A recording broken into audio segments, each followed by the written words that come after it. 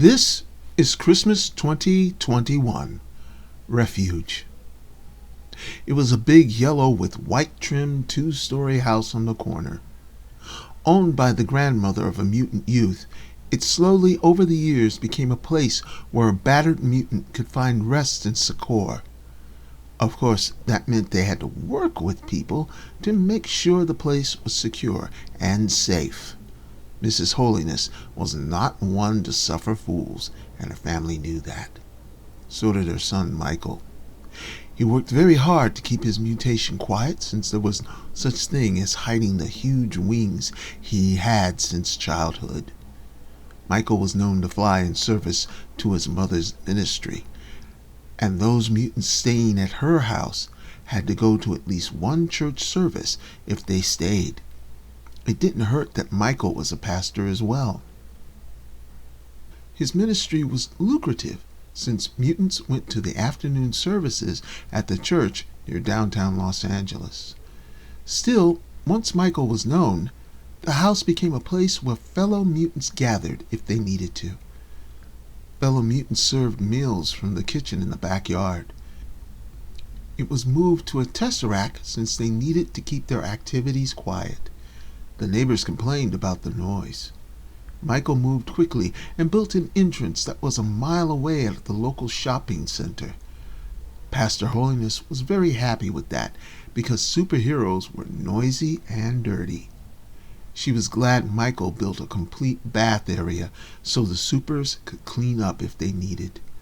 There were also heavy-duty washing machines to take care of their clothes. Fortunately, there were several local places they could order food for delivery. The big yellow house was well protected, that even some of the most vicious villain types did not try to take the house down. Pastor Holiness said it once, "My Michael is a badass, and I'm where he got it from." Some of the supers swore you never lived until you saw that elderly woman stare down a supervillain as she used her walker.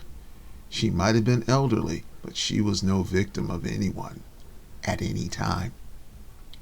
The pastor, as she was referred to by the authorities, had a strict hand and did all she could to find out the parents of a super and formed a network with them. She knew if nothing else, she needed the help when it came to talking down a super from overstepping the line. The authorities got in on the action. While the tesseract space was being built, they bought the houses to the side and back, knowing that a super might need a safe space. The families of a super were known to show up, and while the pastor didn't mind, they knew that there were limits to what she would tolerate. If nothing else, Michael made sure he paid the electric bill. When they saw that happen, the other supers knew they should contribute, if only to cement a space to stay at the tesseract in the backyard. As far as holidays were concerned, most supers knew they had a chance to add to the food served at the house. Those with nowhere to go were often seen helping out with the big meal prep and service. The pastor rather enjoyed the sight of the big men and women in their civilian identities cooking those days and serving, and all she had to do was sit back and relax as the day went on. Of course, the pastor did not sit back and relax. The mothers of some supers came by as well and helped out with the food, adding their particular special dishes to the mix. The pastor stood before the food was served and spoke. "We are all blessed with gifts. The Lord has blessed some of us with great strength, great wisdom, and great courage. Most of us, He's blessed us with love.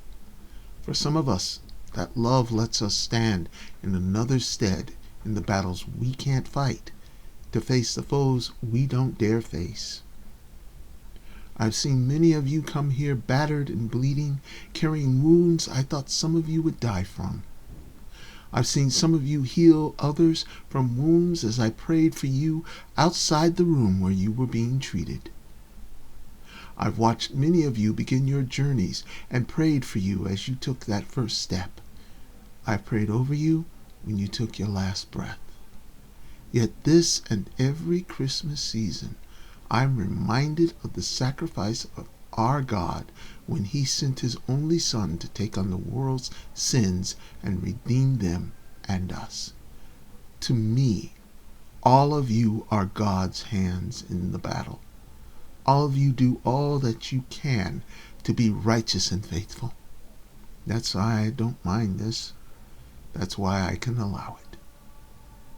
Like Jesus, you are the gifts I will not refuse. I don't mean I don't see the devil in you sometimes, and I will let you know when you are wrong. Pastor Holiness smiled. So, blessed Christmas.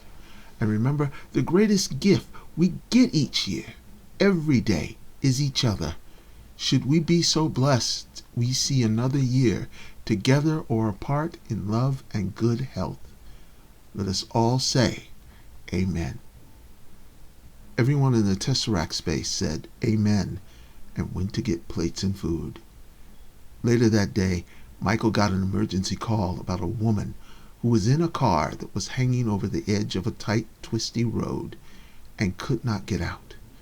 Going outside, he snapped his wings open and said, "Duty calls," before flying off. This is the end of the 2021 Christmas story, Refuge, by Kenneth A. Strickland. Read by the author.